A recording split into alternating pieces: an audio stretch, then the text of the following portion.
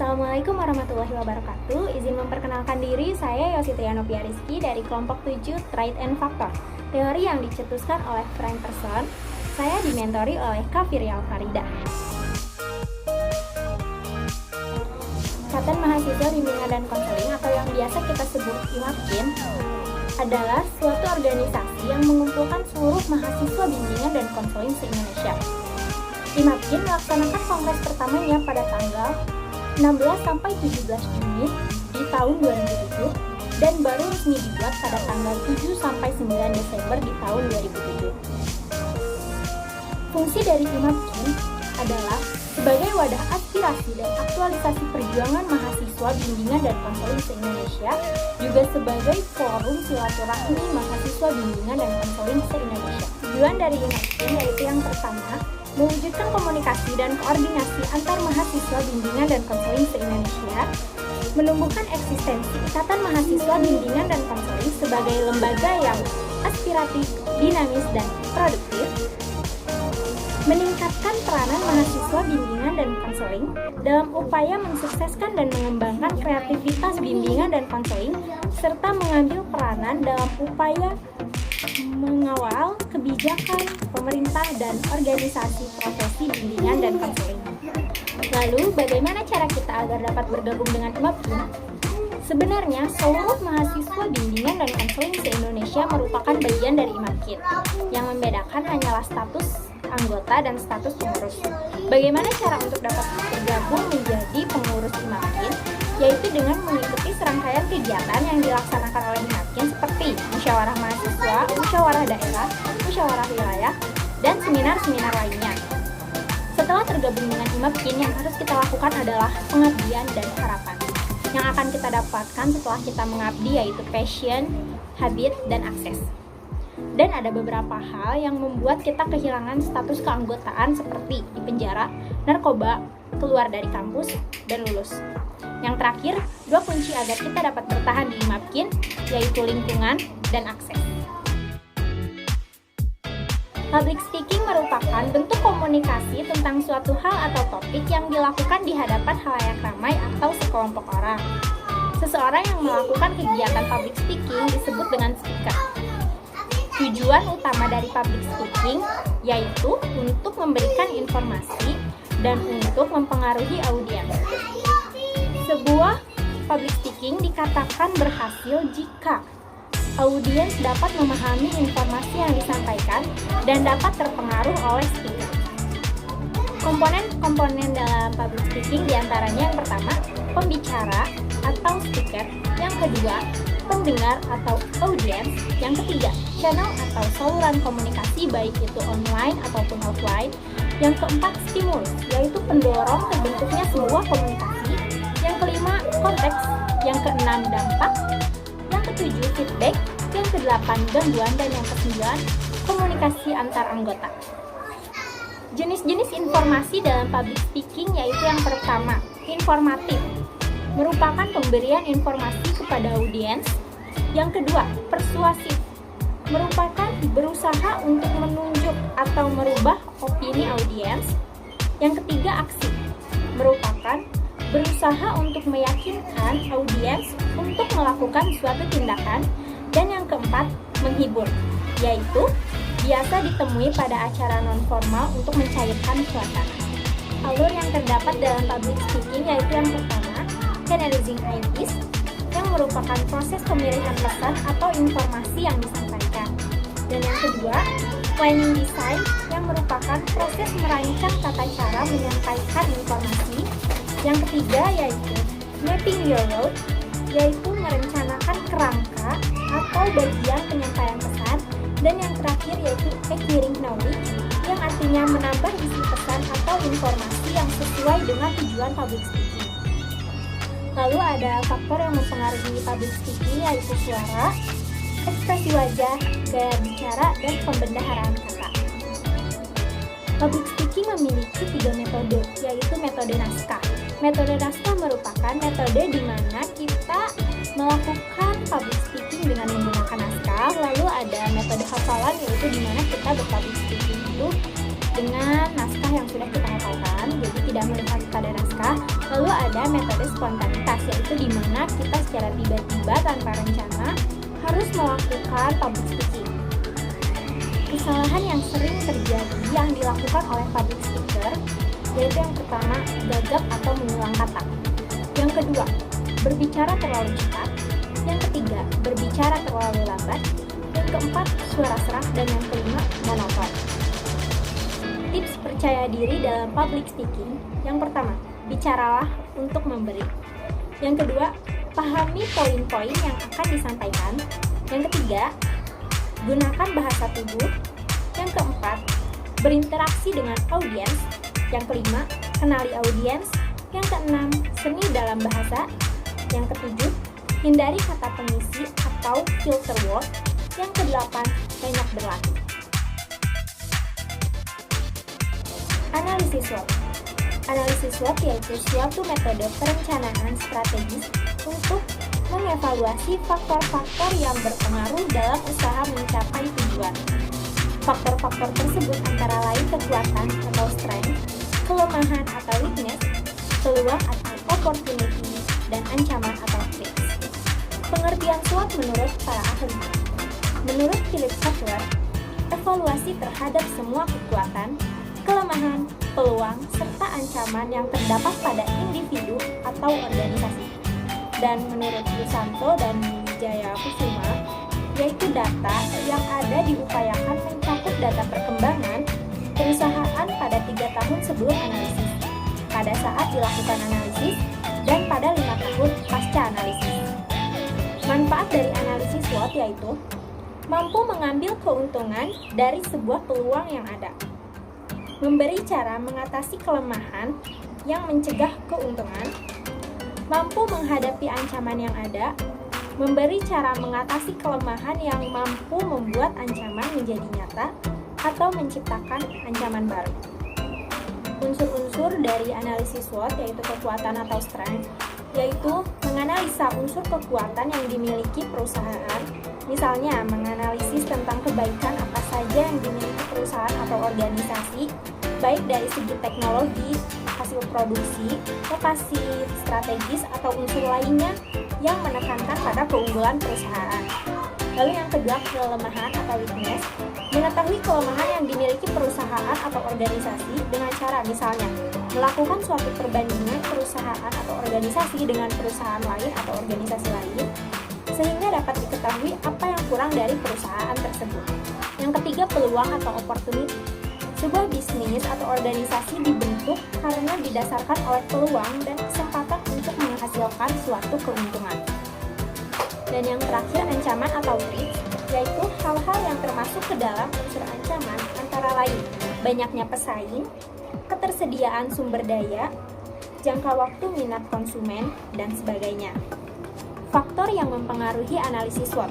Yang pertama ada faktor internal yang terdiri dari sumber daya yang memadai, sumber daya manusia yang kompeten, properti teknologi terkini, kepercayaan masyarakat terhadap perusahaan atau organisasi, kemampuan pemasaran yang baik, kemampuan distribusi yang baik. Lalu yang kedua ada faktor eksternal yang terdiri dari tren bisnis, budaya masyarakat, sosial politik serta ideologi, kondisi ekonomi suatu negara, peraturan dan kebijakan pemerintah, serta perkembangan teknologi. Manajemen aksi. Manajemen aksi adalah sistem pengaturan demonstrasi atau aksi massa untuk mengatur aksi agar tetap terkoordinir dan sesuai dengan rencana dan target, sehingga yang muncul dan berkembang diharapkan lahir sebuah perubahan sosial. Esensi dari sebuah aksi yaitu sebagai bentuk komunikasi. Saat jalur komunikasi yang ada dengan pemerintah tidak dapat terjalin, lalu sebagai bentuk teguran dan peringatan. Saat pemerintah sudah melenceng atau tidak mendengarkan aspirasi rakyat, dan sebagai bentuk ekspresi kekecewaan dan bentuk advokasi mahasiswa terhadap kepentingan masyarakat. Tahapan dari aksi yang jelas ada praaksi, aksi, dan pasca aksi. Dalam praaksi, ada beberapa hal yang harus diperhatikan dan dipersiapkan, yaitu konsolidasi, kajian dan audiensi, melakukan teknis lapangan, mengajukan pemberitahuan aksi, menetapkan isu dan tuntutan, membuat perangkat aksi, membuat agenda aksi, menentukan masa aksi, menentukan titik kumpul, mempersiapkan peralatan aksi. Yang terdiri dari perangkat aksi yaitu koordinator lapangan, dinamisasi lapangan, orator, humas dan media, dokumentasi, negosiator, logistik, medis, dan keamanan. Lalu yang termasuk dalam peralatan aksi yaitu bendera, alma mater atau PDH, spanduk, pengeras suara atau toa, dan dapat juga menggunakan mobil sound. Menjalankan agenda aksi. Pada saat aksi dilakukan, segala tindakan masa aksi disetting sesuai persiapan yang telah dilakukan pada saat teknis lapangan. Serta semua perangkat aksi bekerja sesuai dengan tugas yang telah ditetapkan sebelumnya, yaitu berkumpul di titik kumpul, melakukan pemanasan untuk mengumpulkan masa aksi, jalan menuju lokasi aksi, orasi pembukaan, menjalankan rencana aksi, negosiasi, dan kritikal. Pasca aksi. Pada saat aksi selesai, bukan berarti aksi selesai begitu saja. Ada beberapa hal yang harus dilakukan pasca aksi untuk memastikan bahwa tujuan dari aksi ini dapat tercapai, yaitu yang pertama, absensi. Yang kedua, evaluasi, agenda aksi, jumlah masa aksi, isi atau tuntutan. Rekomendasi, menjaga eskalasi aksi tetap naik, membangun awareness dan interest publik. Kepemimpinan. Kepemimpinan merupakan kemampuan seseorang untuk bisa mempengaruhi orang lain agar bisa menjadi lebih baik dan dapat membuat program bersama dengan tujuan yang pasti. Tipe-tipe gaya kepemimpinan. Yang pertama ada tipe gaya otoriter, yaitu pemimpin yang tidak ingin disarankan segala kewenangan milik pemimpin baik rencana, keputusan tanpa keputusan bersama. Sifat-sifat dari pemimpin yang otoriter yaitu demi tujuan pribadi, menganggap organisasi milik sendiri, memanfaatkan jabatan, tidak mau menerima kritik, saran, serta pendapat orang lain, pendekatan selalu mengandung unsur pikiran. Yang kedua, tipe gaya militeristik, pemimpin yang resmi atau bertahap. Sikap-sikap pemimpin militeristik yaitu disiplin tinggi, melalui pelantikan resmi, seorang penggantung jabatan, menyukai hal normal. Yang ketiga, demokratis, yaitu tipe kepemimpinan yang memberikan kebebasan untuk berpendapat, mengembangkan bakat, dan peluang untuk menjadi lebih baik. Yang keempat, paternalistik, yaitu pemimpin yang perannya diwarnai oleh sikap kebapak-bapakan dalam arti bersifat melindungi, mengayomi, dan menolong anggota organisasi yang dipimpinnya. Pemimpin merupakan tempat bertanya dan menjadi tumbuhan harapan bagi pengikutnya dalam menyelesaikan masalah-masalah. Ciri-cirinya yaitu bersifat paternal atau kebapak-bapakan. Sifat-sifat dalam tipe kepemimpinan ini yaitu menganggap bawahannya sebagai manusia yang tidak dewasa, bersikap terlalu melindungi bawahan, jarang memberikan kesempatan kepada bawahan untuk mengambil keputusan, jarang memberikan kesempatan kepada bawahannya untuk mengembangkan inisiatif daya kreasi, sering menganggap dirinya maha tahu. Dan yang terakhir yaitu karismatik, yang merupakan gaya atau kepemimpinan karismatik ini bersandar pada karakteristik kualitas kepribadian yang istimewa sehingga mampu menciptakan kepengikutan pada pemimpin sebagai panutan yang memiliki daya tarik yang sangat memukau dengan memperoleh pengikut yang sangat besar jumlahnya. Kepemimpinan karismatik dapat diartikan juga sebagai kepemimpinan yang memiliki kekuasaan yang kuat dan tetap serta dipercayai oleh pengikut-pengikutnya.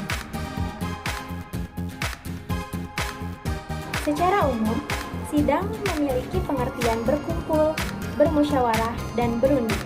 Pengertian ini menurut Muhammad Ali dalam Kamus Besar Bahasa Indonesia. Jenis-jenis sidang terdiri dari sidang komisi, sidang pleno, dan sidang paripurna. Persidangan didefinisikan sebagai pertemuan formal suatu organisasi guna membahas masalah tertentu, upaya menghasilkan keputusan yang dijadikan sebagai sebuah ketetapan.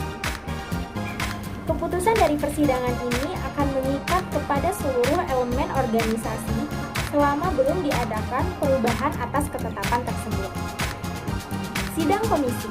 Dalam sidang komisi, hanya diikuti oleh anggota komisi saja untuk memudahkan perumusan dan pengambilan kebijakan sementara, sehingga pembahasan yang telah ditentukan lebih terfokus serta untuk pematangan materi sebelum diplenokan. Sidang komisi dipimpin oleh ketua komisi serta dibantu oleh sekretaris. Ketua komisi dipilih dari dan oleh anggota komisi dalam komisi tersebut. Keputusan pada sidang komisi bersifat non-permanen atau dapat berubah, kemudian dibawa ke dalam sidang pleno untuk mendapat keputusan terakhir. Sidang pleno. Sidang pleno diikuti oleh seluruh peserta sidang tanpa terkecuali. Sidang pleno dipimpin oleh presidium sidang. Sidang pleno membahas dan memutuskan segala sesuatu yang berhubungan dengan permusyawaratan. Sidang pleno dilakukan untuk memberi keputusan final agenda sidang yang telah dirumuskan sebelum pada sidang komisi. Sidang pleno dilakukan untuk memberi keputusan final agenda sidang yang telah dirumuskan sebelumnya pada sidang komisi. Termasuk ke dalam kategori sidang ini adalah sidang pendahuluan yang biasanya untuk menetapkan jadwal, tata tertib, pembahasan agenda dan pemilihan presidium sidang. Sidang mengesahkan laporan pertanggungjawaban yang dipimpin oleh presidium sidang. Sidang paripurna. Sidang paripurna diikuti oleh seluruh peserta dan peninjau. Sidang paripurna dipimpin oleh presidium sidang. Sidang paripurna mengesahkan segala ketetapan dan keputusan yang berhubungan dengan permusyawaratan, biasanya berisi tentang pengesahan akhir hasil-hasil sidang. Kelengkapan sidang terdiri dari pimpinan sidang, peserta sidang, peninjau, palu sidang, draft sidang, konsideran, quorum dan pengambilan keputusan, lalu notulensi. Pimpinan sidang. Pimpinan sidang adalah orang yang bertindak memimpin persidangan. Ia wajib mengatur jalannya persidangan. Seorang pemimpin sidang dituntut untuk bersikap adil dan bijaksana dalam menikmati pendapat-pendapat yang berkembang dalam persidangan. Di tangannya lah kesepakatan-kesepakatan dalam persidangan ditetapkan. Jumlah pimpinan sidang haruslah berjumlah ganjil, karena ada kalanya forum membutuhkan suara pimpinan sidang dalam pengambilan keputusan. Jumlah minimal 3 orang dan maksimal berapapun asalkan ganjil dan sesuai kesepakatan peserta sidang. Pimpinan sidang memiliki hak yang sama dengan peserta sidang. Peserta sidang. Peserta sidang adalah orang yang memiliki kepentingan untuk bersidang, berkewajiban untuk mengikuti dan menjaga kelancaran jalannya persidangan atau mentaati tata tertib. Peserta sidang berhak mengajukan pertanyaan-pertanyaan, penolakan dan meminta penjelasan, klarifikasi mengenai suatu hal. Selain itu, peserta sidang berhak pula untuk menggunakan suaranya dalam pengambilan keputusan. Dengan kata lain, segala sesuatu dapat terjadi dalam persidangan asalkan atas kesepakatan peserta, karena segala keputusan ada di tangan peserta sidang. Peninjau. Peninjau adalah orang yang hadir dalam persidangan kecuali peserta dan pimpinan sidang. Peninjau memiliki kewajiban yang sama dengan peserta sidang. Peninjau memiliki hak yang sama dengan peserta sidang, tetapi peninjau tidak dapat menggunakan hak suaranya dalam pengambilan keputusan. Palu sidang. Palu sidang adalah palu yang digunakan untuk menetapkan suatu keputusan. Palu sidang merupakan nyawa dari persidangan, karena walaupun keputusan telah disepakati, tidak akan sah apabila tidak ada palu sidang untuk menetapkannya. Draft sidang. Draft sidang adalah draft yang berisi permasalahan-permasalahan dan bahan yang akan dibahas dalam persidangan. Biasanya terdiri dari draft tatib, ADART, dan lain-lain, yang disusun sebelumnya oleh tim perumus sidang atau panitia khusus persidangan. Quorum dan pengambilan keputusan. Quorum adalah syarat sahnya sidang untuk dapat diadakan. Karena tingkat quorum menunjukkan sejauh mana tingkat representasi dari peserta sidang, semakin tinggi jumlah quorum, semakin tinggi pula tingkat representasi dari sidang tersebut. Persidangan dinyatakan sah atau quorum apabila dihadiri oleh sekurang-kurangnya 1/2 ditambah 1 dari peserta yang terdaftar pada panitia. Setiap keputusan didasarkan atas musyawarah untuk mufakat, dan jika tidak berhasil diambil melalui suara terbanyak atau setengah ditambah 1 dari peserta yang hadir di persidangan. Notulensi bertugas untuk mencatat jalannya persidangan, mencatat setiap usulan dan keputusan, serta merekapitulasi catatan sidang. Biasanya ditugaskan pada Presidium Sidang 2 atau petugas khusus. Ketentuan sidang.